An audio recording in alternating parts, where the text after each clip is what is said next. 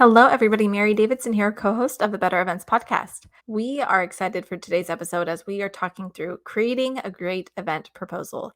This is something that is bringing it back to the basics, but it is super important. And so please stick around. We have some useful tips and tricks for you today. Additionally, if you are finding value out of this podcast, we would love for you to leave us a review, and we love 5-star reviews. This really helps us grow the community. We want to share this knowledge with others. And so through that review, we can have the means to help spread the word about the Better Events podcast even more. So thank you so much for all your support. Thank you for listening. And here we go into this week's episode. Welcome to the Better Events Podcast. Join two event strategists, Logan Clements and Mary Davidson, who believe we can all create, host, and attend better events. In this podcast, you will learn about event strategy and actions that you can use today as an event host, planner, or manager. Hear directly from the people who are creating innovative and inspiring events today and tomorrow, and grow your business along the way. Now, let's get started, and thanks for listening to the Better Events Podcast. Welcome back to another episode of the Better Events Podcast. I'm Logan Clements, one of your co-hosts, and I'm joined by fellow co-host Mary Davidson. And to kick off this week's episode, we're going to do a quick conversation starter before we dive into our topic on event proposals. And Mary, my conversation starter this week for you is, would you rather be too busy or too bored? Oh my goodness. I think I would probably say too busy, which I think might be, I don't know, is that like a healthy answer? I just really don't like to be bored. And that's how I've always been, even when I was a little kid. And so I think rather too busy. What about you? Yeah, I feel like this is a little bit of a setup. I was thinking about what you might say and realized that we're both event people who probably love the idea of being busy. Yeah. So yes, for me, it is honestly harder to be bored and do nothing. I just got back from taking some time off, and I will say it was effort, which just sounds like a weird brag sometimes, but it really was. So I'm glad I took the time off to relax and recharge, because the first half of the year was really busy, and it is starting to escalate for the rest of the year. So yeah. Depends on it definitely depends on, I feel like, the time. Both are important. Maybe there's a Yes. happy medium there. Yeah. Maybe. Maybe. Who knows? Yeah. Mary, you want to tell our listeners why we chose this week's topic? Yes, definitely. So this topic today, we're talking about creating a great event proposal. And this is one of those, I would say, basic topic that we've covered quite a few like that, but this is another one of them. This is super important. Creating a proposal when you are an entrepreneur or freelancer, or maybe you're thinking about going into it. Proposals are a big part of the process. And so we might as well talk about it. So that is why we chose this topic today. Yeah, I feel like you hit the nail on the head, where it is very much like an important topic if you're getting started, but it's one that I'm going to kind of give away a little bit of the lead, but it's always changing and evolving. And so I feel like no matter if you were just getting started or you've been in business forever, this is really helpful I know I'm always curious of other people's processes for how they put together proposals, because out of all of the parts of the event process, this one is pretty much always behind closed doors. You don't get to see the proposal of the vendors that you then see doing an amazing job on site. So my goal with this, and our goal with the podcast, I feel like, for this episode, is to kind of let you guys in on our processes, talk and really break down what's the proposal, but also caveat with it that this is just, I'm going to be sharing my process, Mary's sharing her process. You might do it completely different, and that doesn't mean we're right, you're wrong, you're right, we're wrong, but it just hopefully will spark some ideas next time you're trying to win business with a proposal. Yeah, definitely. And so, as you all know, if you've listened to our podcast for a while, we kind of really start at the basics when we on each episode. And so for today, we're starting basic again. So if this is new for you, we'll start with this. So what is an event proposal, Logan? What is it to you? To me, it is the next step after you have a discovery call, or you initially meet a client, and it's the process of you actually laying out your services and your pricing of what you're actually going to deliver. That being said, it can be often options. It doesn't have to be. Some people see this as a menu. It's probably a good analogy is like at a restaurant, you see a menu. That's the proposal of the food you could be ordering, and then you get to select what you want. So for me, it's just a really helpful place to lay out all what I do, what I'm expecting of the client, how much it's going to charge, and anything else I think we need to agree on to then move forward as confirmed clients and then going into the contracting stage. This is the middle ground between the sales call And yes, sign on the dotted line. We are for sure working with each other. How about you, Mary? How would you define an event proposal?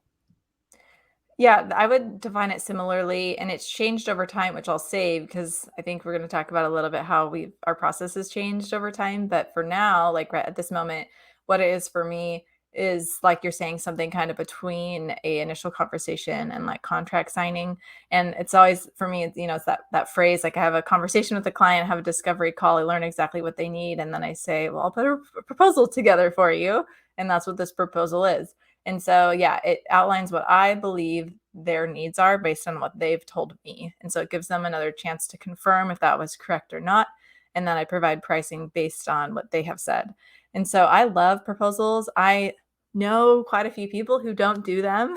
And maybe we'll talk about why that is maybe not the best idea. But I love them so much because it gives you such an opportunity to ensure that you're both on the same page about the services that you're going to be providing, which is key for scope creep, which we've talked about before. So there you go. Whole episode on it. You can go back and listen about scope creep. But yeah, I think you hit on such an important part of the process. It's not just sales. It's also a way to establish boundaries, to establish expectations, and like get on the same page, because I'm with you. There are some vendors, and I know, and I mean, I was guilty of this probably on my first early days of doing more of like a verbal agreement, where I mean, that's Yeah. the other bonus of this is usually proposals in writing. So it's just something that you can go back to.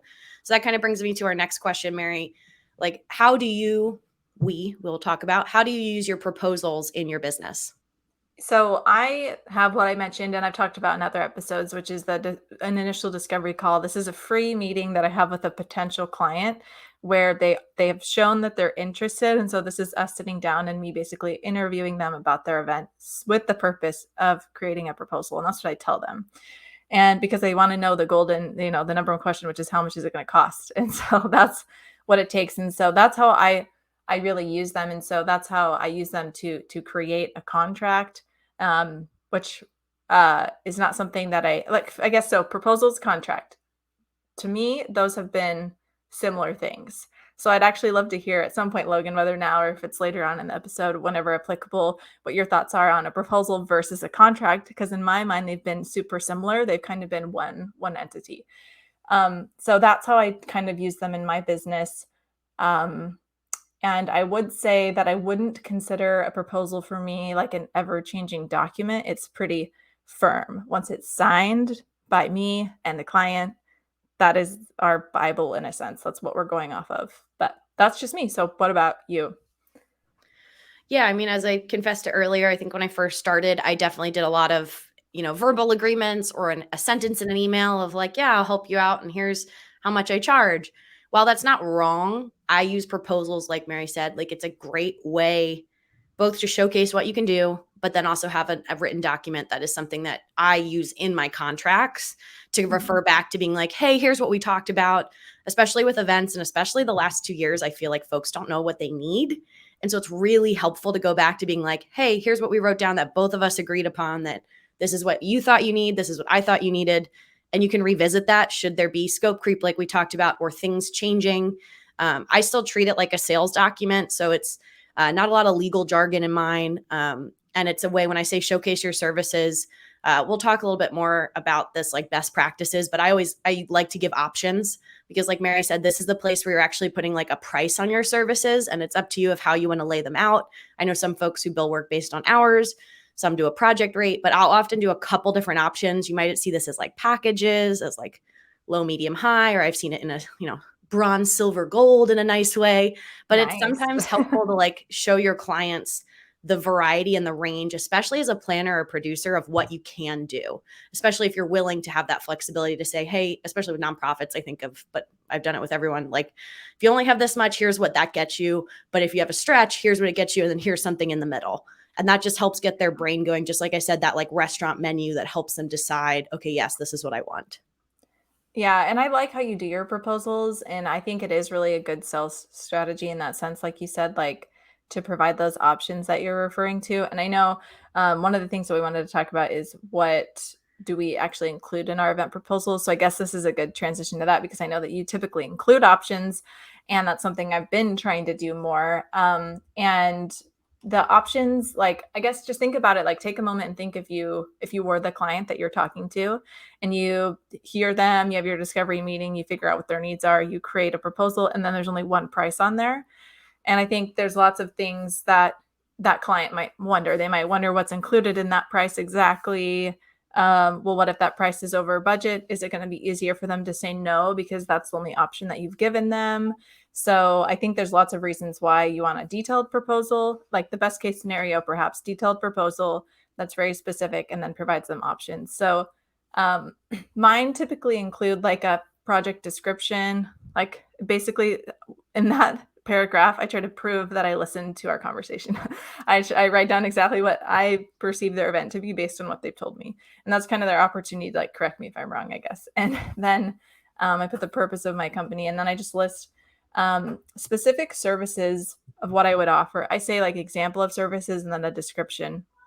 And so those include a whole lot of things, which maybe I'll come back to, but I want to hear what Logan you include first. But basically, just listing out those services and then providing those options, those package options, and then some terms and conditions at the end, and then I have them sign it. So that's mine. But what about you, Logan?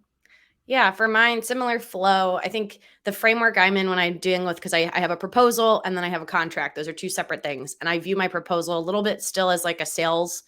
It's a sales tool for me. So I like to have it read a little bit more like a story. So similar to you, Mary, where I'll kind of list out a little bit like a brief where I've described what I know about the client and the event they're asking me for. I give a little bit of a nice little spiel about me in case they're trying to sell me to stakeholders and they need some bio.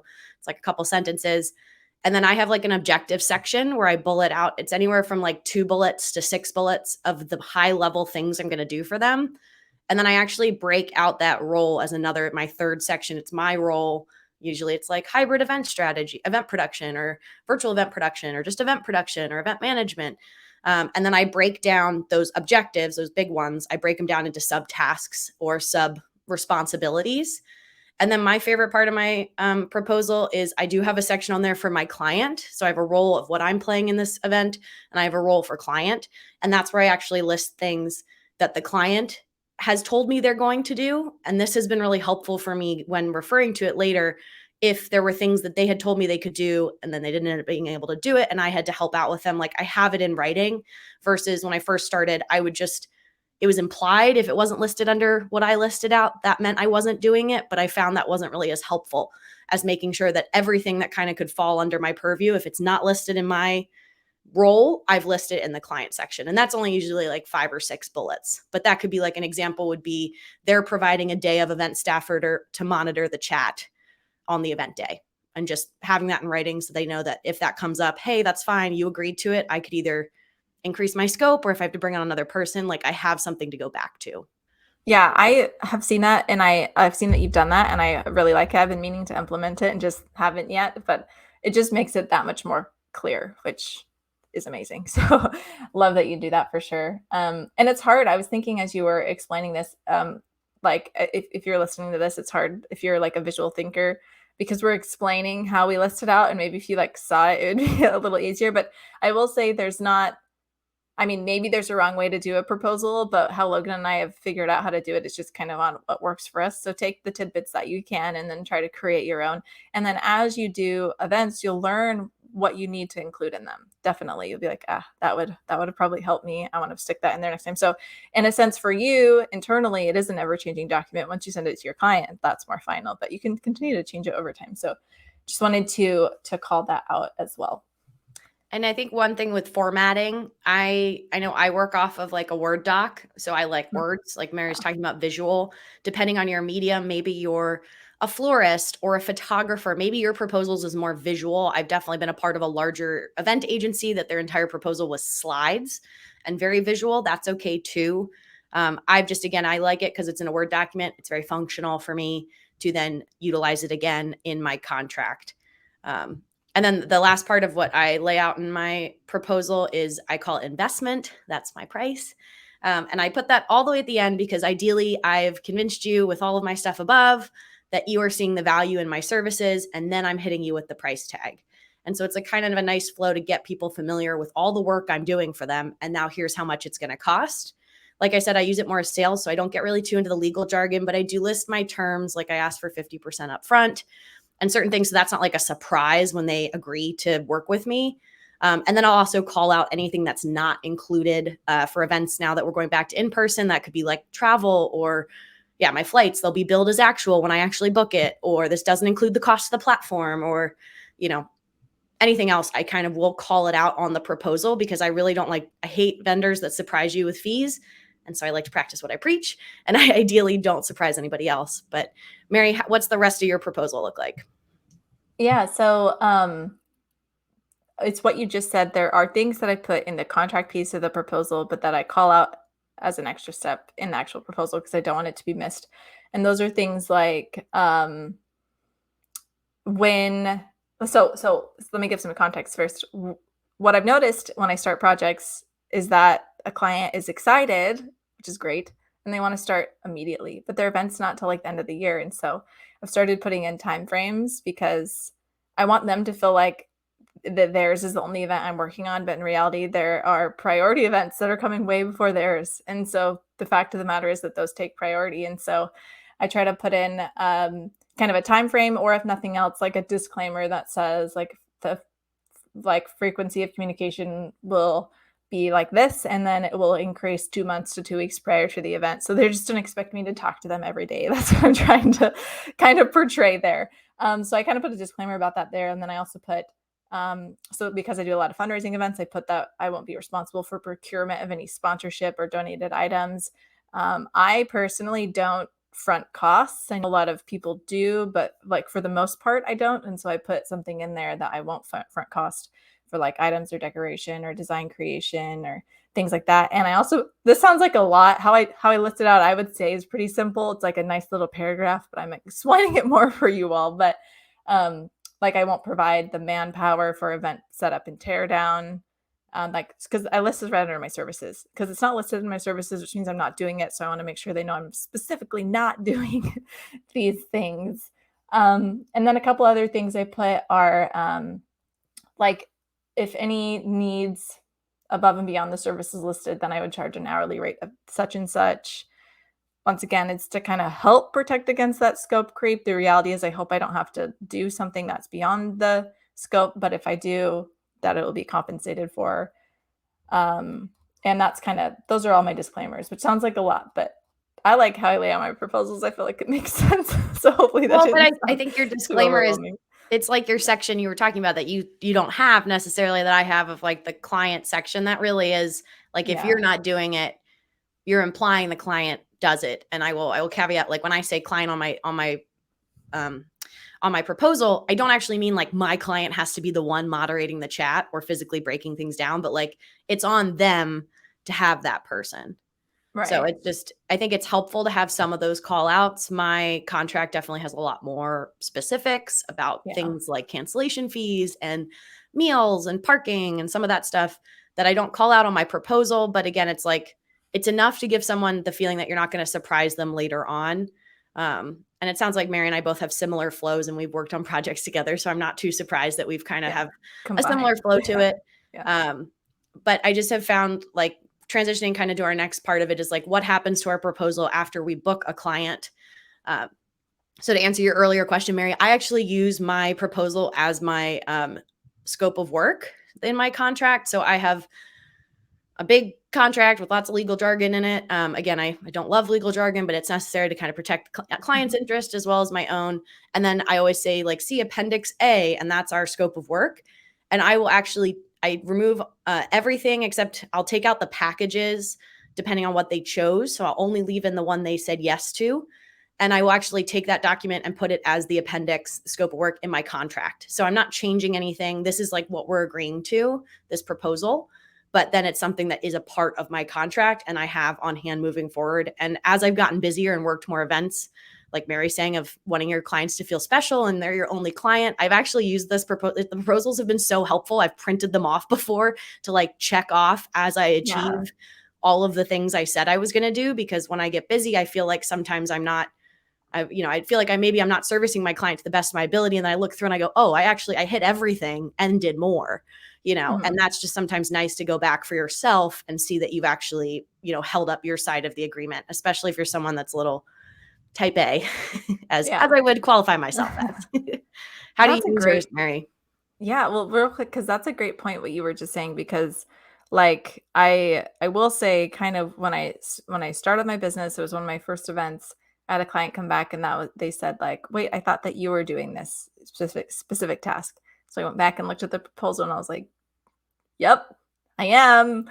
Dang it. That looked terrible, right?" And so that was like a really, really quick learning lesson to like, not only is it nice to go back and check, but it's nice to keep you on track for sure. So like just check in on your proposal once in a while and make sure you're actually doing what you said you were going to do, because it's your job to remember. It's not the client's job necessarily. So there you Yeah. go. Had to hit that nail on the head again. But so yeah, so your question was what happens What do to you use what your was proposal for after you've signed the client or they're booked? They're officially so interested.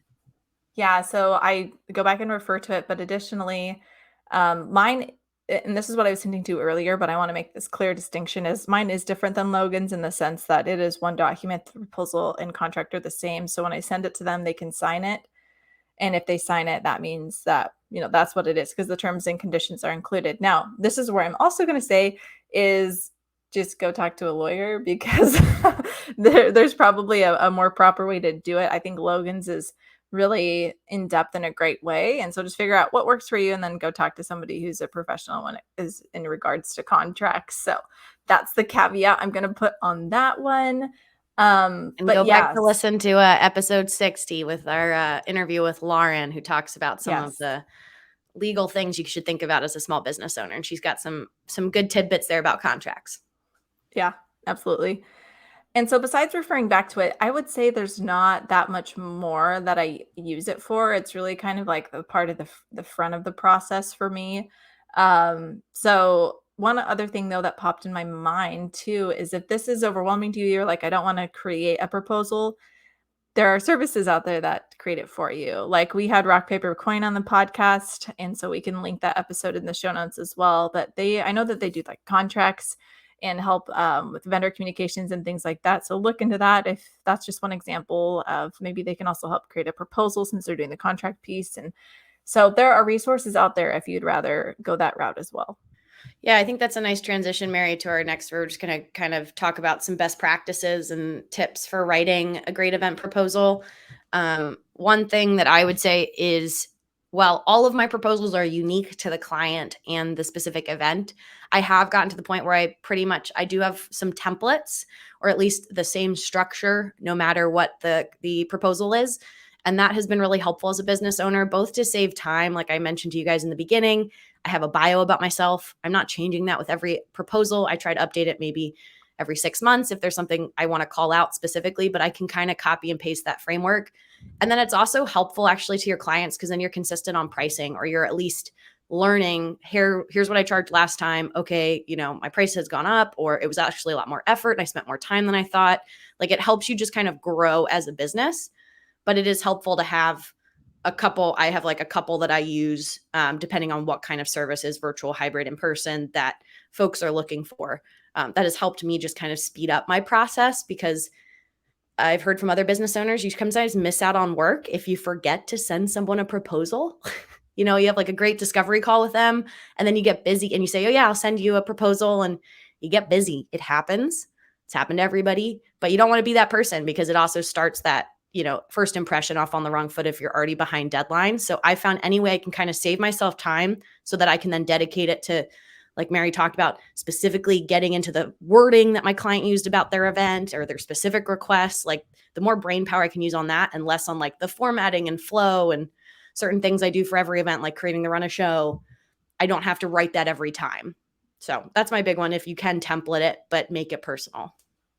Yeah, that's a great point because they do take a chunk of time. So that's also a good expectation to set with yourself is it takes time. And you want it to take time because you're trying to win that project. But yeah, good point. And then so I guess along with that is as far as tips and tricks go, I definitely tried to say I'm going to send you a proposal by end of day Friday, and that's purely for me just to keep myself accountable. So absolutely.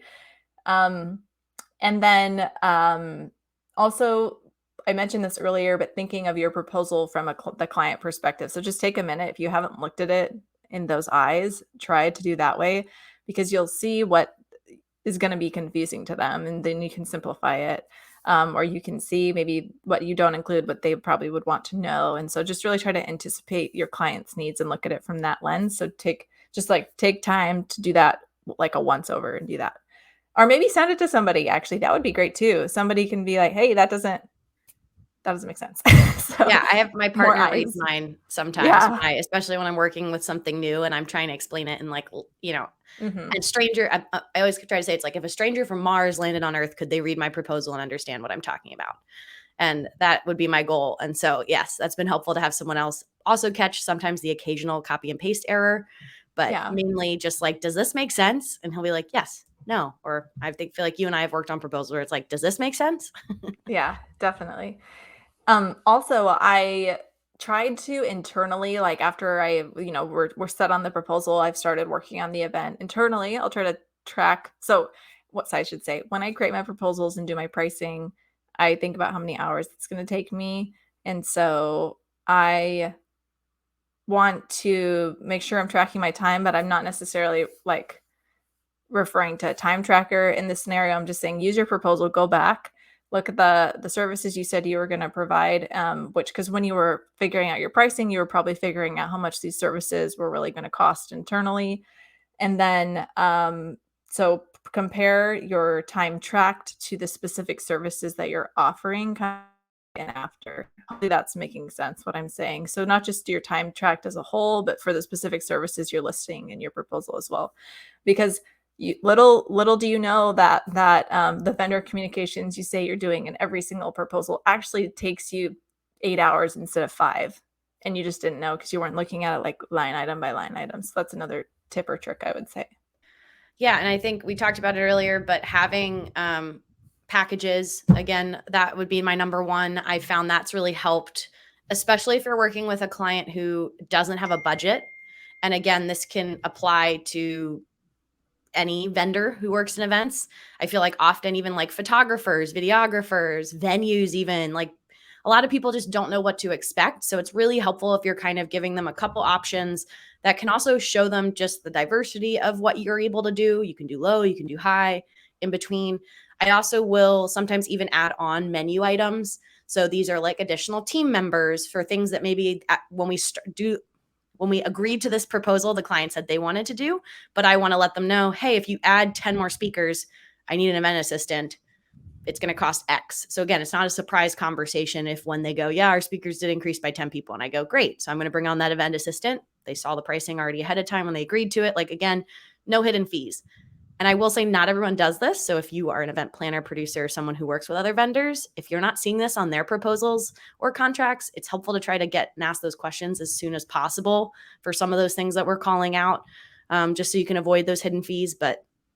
And again, it really depends. And that's just like add that to my event pet peeves along with signage about hidden fees from vendors. Yeah, absolutely. That's a great point as well. Yeah. That's something I've added in mine too, since it's like how it's changed is I've learned I kind of like almost no matter what event it is, it kind of depends. I want an event assistant. It just makes it better for everybody. And so I'm trying to put that in the proposal now, like always. So yeah, the services offerings have changed, the layouts changed, the options have been added. So lots of progress, I would say, hopefully, over the couple of years. So Logan, unless there's anything else we want to talk about for great event proposals, I think it's time for our bonus tip for the day. Yeah, this week's bonus tip is it's not always about you. I read this in a book about boundary setting. We're going to link to it in the show notes from a Event Pro book club that recently started a couple months ago. And it was in regards to like any interaction that you might have that maybe frustrates you. And it was just this very interesting, I don't know why, it's not always about you. We're always kind of a little self-centered at times, but this can be applied to like dealing with a frustrated client or maybe someone who cut you off in line or a boss or colleague who asked you to do something last minute. And you're just like, oh, why? It feels like someone's ganging up on you or something you did. It's often about the other person or the other party involved. And that's something that I know in events when we're all stressed out on site. Sometimes it's helpful just to remind yourself that they're stressed about the larger situation and not because there was a period missing on a slide that was on screen or something. So just breathe. It's not always about you. And I highly recommend this boundary setting book by Nedra that we will link in the show notes. Awesome. Great, just life tip in general right there. Love it. So everyone, thank you so much for tuning into another episode of the Better Events podcast. If you would like to find us or follow us, we are on Instagram, Twitter, or Facebook at Better Events Pod. We're also on LinkedIn. You can send us an email at bettereventspod@gmail.com. And thank you so much again for listening to another episode of the podcast. And we will be with you next Wednesday.